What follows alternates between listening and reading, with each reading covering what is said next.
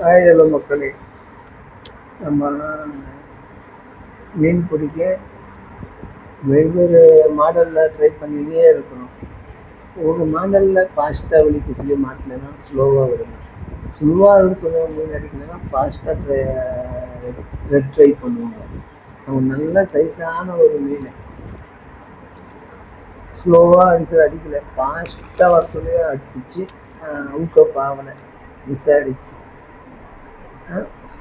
நல்ல சைஸான மீன் தான், நல்லா ஃபாஸ்ட் ட்ரைவில் வர சொல்லி நல்லா செம்மையாக அடிச்சிச்சு பாருங்கள். ஆனால் ஊக்கம் சரியாகவே ஆகலை.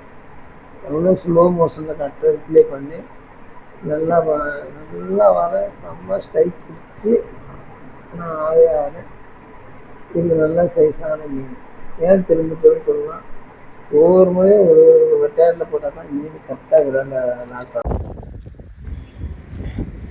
மீன் நல்லா ஸ்ட்ரைக் எடுத்து மீன் மாட்டாமல் கொடியில் மாட்டிடுச்சு.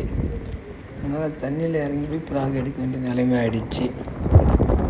இருந்தாலும் இன்றைக்கி ஒரு 4-5 மீன் மிஸ் ஆகிடுச்சு. விடாமுயற்சியாக ஈவினிங்குள்ளே ட்ரை பண்ணி ஒரு 2 விரால் 1 கிலோ மீனை பிடிச்சிட்டோம்.